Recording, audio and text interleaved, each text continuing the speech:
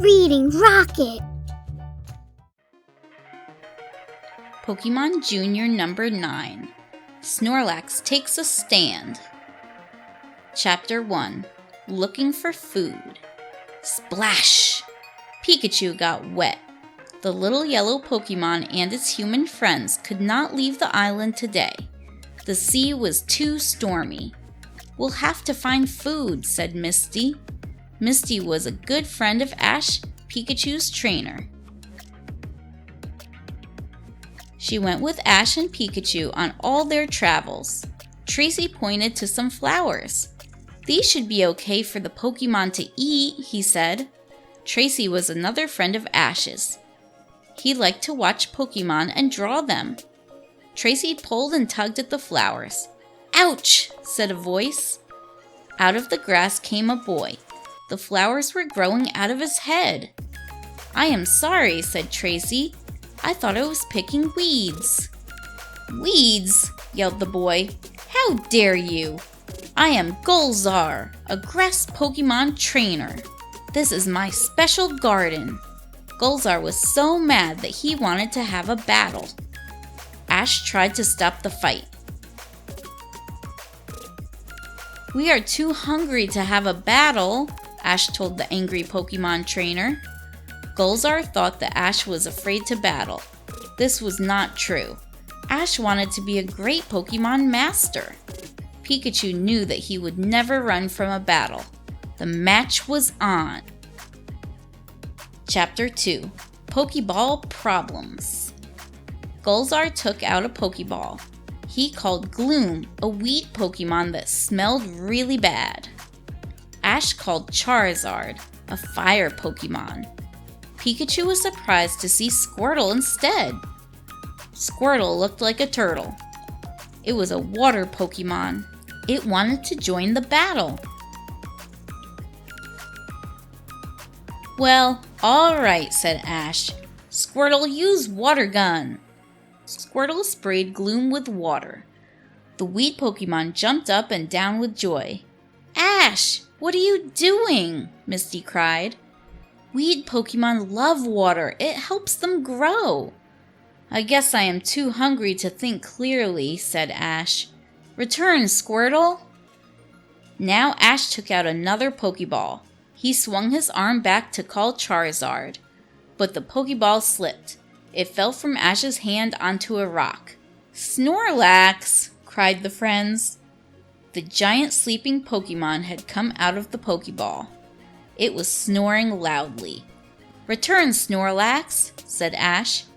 Ash held the Pokeball above the sleeping giant. But Snorlax did not return. The Pokeball was broken. "Oh no," thought Pikachu. Now Snorlax would have to battle Gloom. Could Ash get it to wake up? Chapter 3. The Hungry Giant. "Gloom, use Solar Beam!" cried Golzar. A light began to glow from the top of Gloom's head. It blasted Snorlax. The giant Pokemon was thrown backward. "Ugh," yawned Snorlax. It opened its eyes and sniffed the air. "What's that smell?" It was stinky, but Snorlax didn't care. The giant Pokemon crawled toward the smell. "It must be something to eat," thought Snorlax. With a giant chomp, Snorlax tried to eat the weed Pokemon. Golzar screamed. He did not want Gloom to be eaten. "Return, Gloom!" he cried. Still, Snorlax wanted food. It sniffed the air again. Then, the giant Pokemon ate Golzar's special garden, right off the boy's head. "Yum," thought Snorlax. It did not hear Golzar's yelling and crying. Snorlax was too busy smelling something else. There was more food. The smell was coming from the bag on Golzar's back. Quickly, Snorlax grabbed Golzar's lunch and ate it all up. "Wah! Wah!" sobbed Golzar. "This battle is over." Snorlax thought so too. Its tummy was full. With a happy sigh, the Pokemon went back to sleep. Chapter 4, The 1,000-Pound Problem. Ash needed to find a Pokémon Center. Snorlax's Pokeball had to be fixed. "Ha!" cried Gulzar. "The closest Pokemon Center is over those mountains." "Pika!" cried Pikachu. How would the friends move Snorlax over the mountains? The giant Pokemon weighed more than 1,000 pounds. "Serves you right," laughed Gulzar. He ran off. The friends watched the boy dance over the hills. What would they do now? First, they tried rolling the sleeping Pokemon on logs. Ash, Pikachu, and Tracy pulled a rope attached to Snorlax. Misty ran back and forth, sliding the logs under the big Pokemon. This was hard work. The heavy giant was not easy to roll. Soon they needed a break. "Pika-pee," sighed Pikachu. It was tired and hungry. "Look!" cried Tracy. An apple had fallen out of his backpack. Tracy had forgotten all about it. Pikachu ran for a bite of the apple. So did Ash and Misty. They were so hungry, they could not wait to share the fruit. "Wait," said Tracy. He had an idea. "We can use this apple to get Snorlax moving." Chapter 5, An Apple of an Idea. Tracy put the apple on a string. He held the fruit near Snorlax's nose. His plan was to run with the apple so Snorlax would wake up and follow him. Sniff, sniff. Snorlax smelled the food. It opened its mouth. Chomp! Before Tracy could start running, the apple was gone. Now what would they do?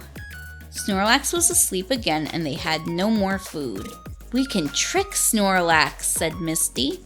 "We can use a fake apple. If Snorlax thinks that it is real food, he will try to get it." Pikachu laughed as Misty dressed up Ash to look like an apple. Snorlax would be sure to run after this giant treat. Boom! Boom! The ground shook as Snorlax chased Ash up the mountain path. Pikachu could not believe how fast the huge Pokemon could run. "Help!" cried Ash. Snorlax was running very, very fast. Ash turned to look at the Pokemon. But, oh no! He tripped on a rock! Snorlax grabbed the fake apple. It tried to bite the fruit. Yuck! Snorlax gave a cry and spit Ash out. Then the heavy Pokemon fell to the ground. Snorlax was asleep again. Chapter 6, Down the River. Pikachu ran to Ash. It was worried. Was Ash hurt? "I am okay, Pikachu," said the boy. He sat up and smiled at his beloved Pokemon. Ash and Pikachu always looked out for each other. "Thank goodness I taste bad," Ash said. Then he laughed. Misty and Tracy joined the friends. Now they were on top of the mountain. "Look," Misty pointed. She saw a river. "We can make a raft and float down to the Pokemon Center." "Good idea," said Tracy. Everyone pitched in to make the raft. Then they climbed on board. "Brrr!" said Togepi. Misty's little Pokemon was excited about the ride. It was fun to sail down the river. Suddenly, the water started to move faster. The raft was turning and bouncing. "Oh no!" cried Misty. "We are headed for a waterfall!" "Pika!" cried Pikachu. "Oh no!" The raft flew over the falls. It was a long way down. How would the friends survive? "Ah!" Tracy and Ash yelled. They were falling very, very fast. But luckily, Snorlax broke the fall. The large Pokemon landed on his back. It did not even wake up when Ash, Tracy, Misty, and Pikachu bounced onto its stomach. Chapter 7, A Big Surprise. "Are you having fun?" laughed Gulzar. He was watching from the riverbank. Just a few yards away was the Pokemon Center. "Hooray!" shouted the friends. They splashed to the shore and happily rolled Snorlax onto some logs. They pulled it toward the center. But when they got there, they saw a long line. "Why are all of these people here?" asked Misty.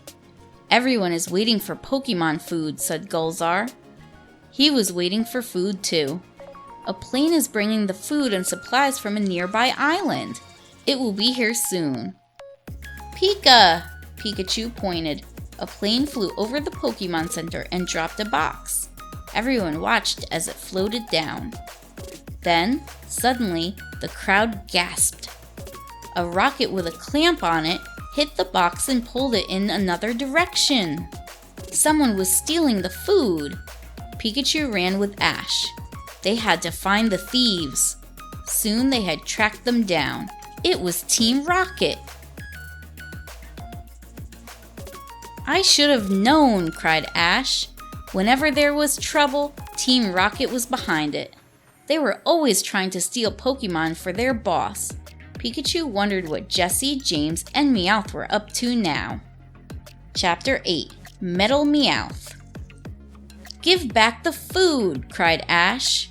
Jessie smiled wickedly. "We will give you your food when you give us Pikachu," she said. Team Rocket knew Pikachu was special. They wanted it more than any other Pokemon. "Pika!" cried the little yellow Pokemon. "No way!" Ash held Pikachu tight. "Do not worry, Pikachu," said Ash. "I will never hand you over." Pikachu looked at the crowd. The Pokemon trainers were coming closer. They needed the food for their Pokemon. Would they try to take Pikachu away from Ash? "Step back!" Gulzar shouted at the Islanders. "I know you are worried about your own Pokemon. Still, that is no excuse to put someone else's Pokemon in danger." "Pika!" said Pikachu. The little Pokemon was glad to have Gulzar on its side. Now the crowd faced Team Rocket together. Jessie and James stepped aside. Out came Meowth, their talking Pokemon. It was wearing a metal suit.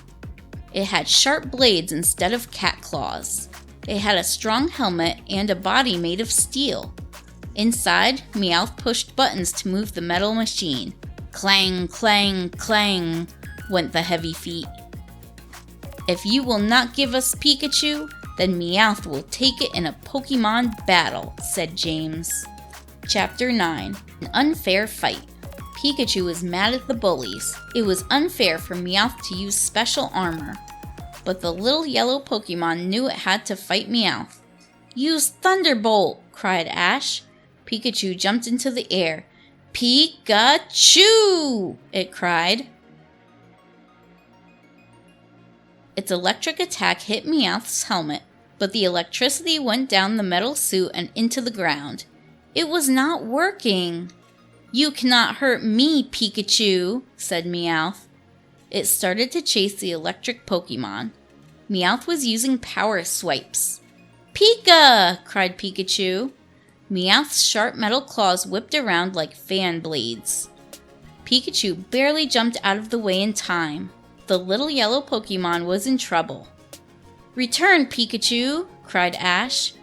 "This is not a fair fight. If you give up, Meowth wins," said Jessie. "And we get to take Pikachu," said James. Pikachu looked at Team Rocket with anger. No one could beat that metal fighting machine. What could Ash and Pikachu do? Chapter 10. Snorlax joins the battle. Just then, the ground began to shake. Boom! Boom! Boom! Snorlax was walking toward Meowth. Its eyes glowed red. Snorlax was ready for battle. Meowth charged the giant Pokemon. "Fury swipes!" called Meowth. The metal claws whipped around faster than ever. Snorlax stood its ground until the last minute. Every time Meowth jumped forward, Snorlax jumped to the side. "Hey! My hand is stuck!" cried Meowth. It was trying to hit Snorlax, but its metal claws had hit a rock instead. Now Meowth tried a different attack. The metal helmet flew at Snorlax with rocket power. Pop! The helmet bounced off the Snorlax like a rubber ball. Snorlax touched its head. Meowth could not believe it. Its attack had failed. "Use Body Slam," James told Meowth.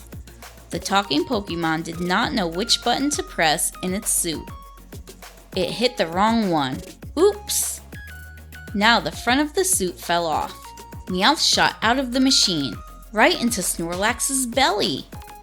Snorlax breathed in. Meowth was sucked into Snorlax's belly. It was trapped. Then, with a deep breath, Snorlax popped Meowth out. The talking Pokemon shot toward Jessie and James. Splash! Meowth knocked Team Rocket right into the river. Chapter 11. Hidden Talents. "All right, Snorlax!" cheered Ash. He was proud of his Pokemon. "Snorlax has hidden talents," said Tracy. The giant Pokemon was going to use a new attack. Its mouth started to glow. "Wow," said Ash. He did not know that Snorlax knew how to use its Hyper Beam attack. With a forceful roar, Snorlax sent Team Rocket flying right off the island. "Hooray!" cried the islanders. Ash held out his arms to hug Snorlax. His eyes were tearing up.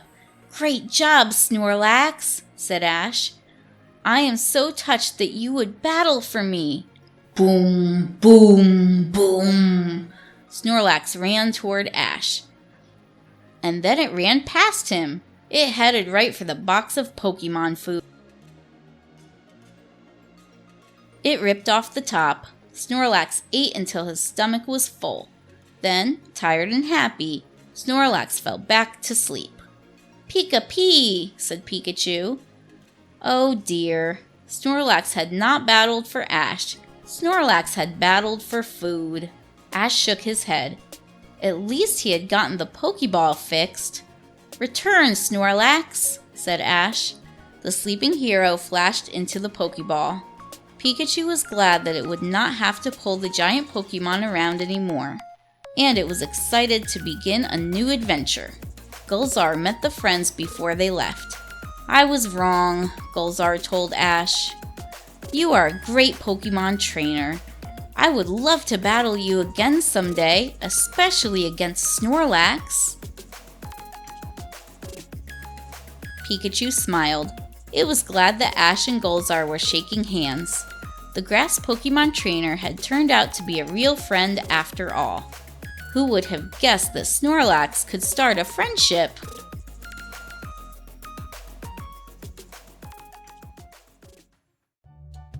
Thanks for listening. Don't forget to like and subscribe for regular uploads. If you have a favorite book you'd like read, go ahead and leave it in the comments. Until next time, friends!